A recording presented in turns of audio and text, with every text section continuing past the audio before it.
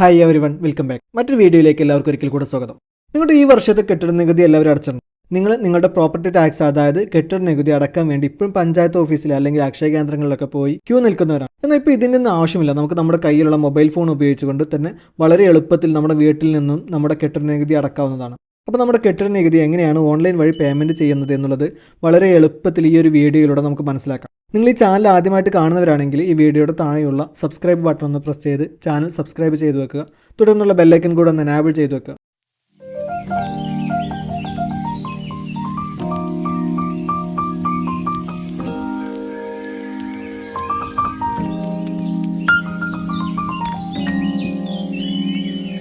അപ്പോൾ നമ്മുടെ building tax അഥവാ പ്രോപ്പർട്ടി ടാക്സ് ഓൺലൈനായിട്ട് പേ ചെയ്യുന്നതിന് വേണ്ടി നമ്മൾ ആദ്യം തന്നെ നമ്മുടെ ബ്രൗസർ ഒന്ന് ഓപ്പൺ ചെയ്ത് കൊടുക്കുക. ശേഷം നമ്മളവിടെ സെർച്ച് ചെയ്യേണ്ട ഭാഗത്ത് സഞ്ജയ ഓൺലൈൻ ടാക്സ് എന്ന് ടൈപ്പ് ചെയ്ത് ഒന്ന് സെർച്ച് ചെയ്ത് കൊടുക്കുക.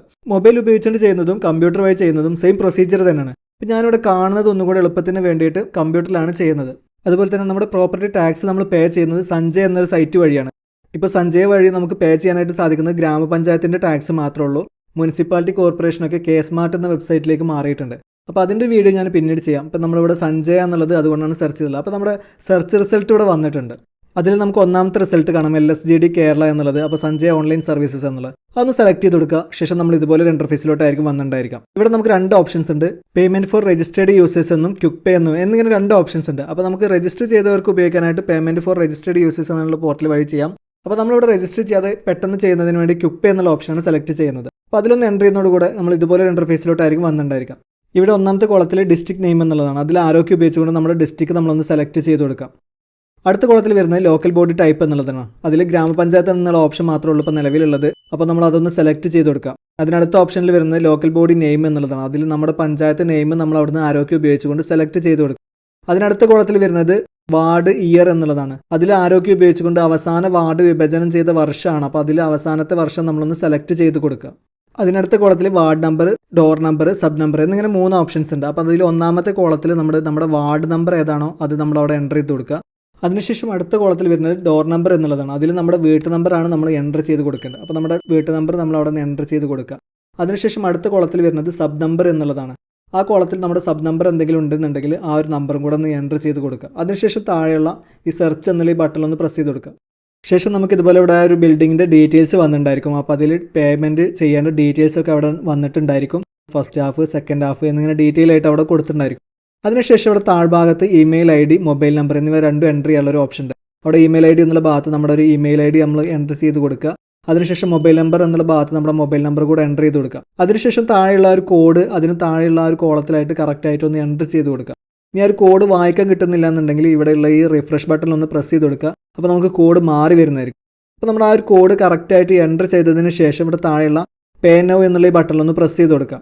അപ്പോൾ നമ്മുടെ പേയ്മെൻറ്റ് ഗേറ്റ് വേയിലോട്ട് പോകുന്നതായിരിക്കും. അപ്പോൾ അതുവരെ ഒന്ന് വെയിറ്റ് ചെയ്ത് കൊടുക്കുക. അപ്പോൾ നമ്മുടെ പേയ്മെൻറ്റ് ഗേറ്റ് വേ ഓപ്പൺ ആയി വന്നിട്ടുണ്ട്. അപ്പോൾ ഇവിടെ കാനറ ബാങ്ക് എന്നുള്ള ഇതൊന്ന് ഓപ്ഷൻ ഒന്ന് സെലക്ട് ചെയ്ത് കൊടുക്കുക. അതിനുശേഷം പ്രൊസീഡ് ടു പേയ്മെൻറ്റ് എന്നുള്ള ഈ ബട്ടണിലൊന്ന് പ്രസ് ചെയ്ത് കൊടുക്കുക.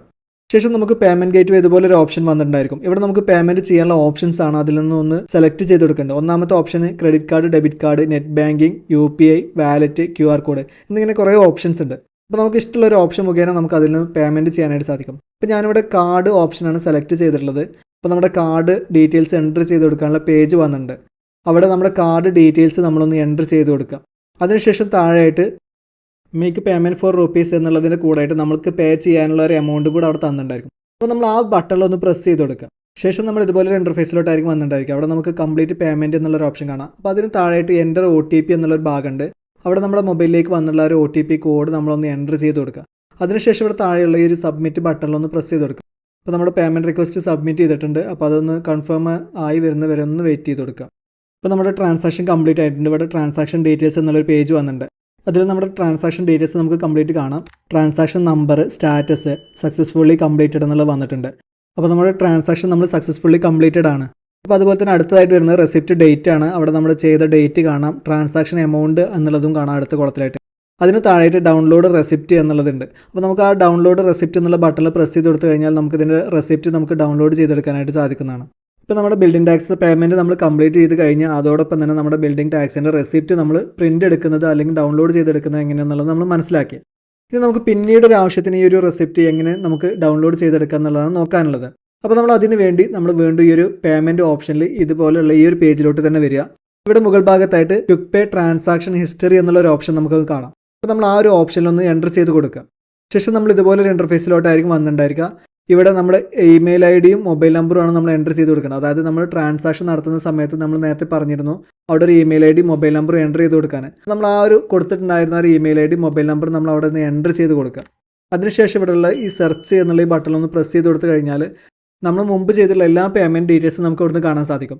അപ്പോൾ അതിൽ നിന്ന് നമുക്ക് ഏത് റെസിപ്റ്റാണോ വേണ്ടത് എന്നുള്ളത് അതിന് നേരെയുള്ള ഡൗൺലോഡ് എന്നുള്ള ബട്ടണിൽ പ്രസ് ചെയ്ത് കൊടുത്തു കഴിഞ്ഞാൽ നമുക്ക് ഡൗൺലോഡ് ചെയ്തെടുക്കാൻ സാധിക്കുന്നതാണ്. അപ്പോൾ നമ്മുടെ പ്രോപ്പർട്ടി ടാക്സ്, അതായത് കെട്ടിട നികുതിയൊക്കെ നമുക്ക് ഓൺലൈൻ വഴി എങ്ങനെയാണ് പേയ്മെൻറ്റ് ചെയ്യുന്നത്, അതുപോലെ തന്നെ നമ്മുടെ റെസിപ്റ്റ് നഷ്ടപ്പെട്ടാൽ എങ്ങനെ ഡൗൺലോഡ് ചെയ്തെടുക്കാം എന്നുള്ളതൊക്കെ ഈ ഒരു വീഡിയോ കാണുന്നതിലൂടെ വളരെ എളുപ്പത്തിൽ മനസ്സിലാക്കാവുന്നതാണ്. വീഡിയോ ഇഷ്ടമായെങ്കിൽ ലൈക്ക് ചെയ്യുക. അതുപോലെ തന്നെ മറ്റുള്ളവർക്ക് കൂടെ ഉപകാരപ്പെടുന്നതിന് വേണ്ടി ഒന്ന് ഷെയർ ചെയ്ത് കൊടുക്കുകയും ചെയ്യുക.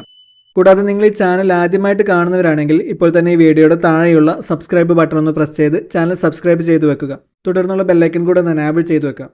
ഉപകാരപ്രദമായ മറ്റൊരു വീഡിയോയുമായി വീണ്ടും വരാം.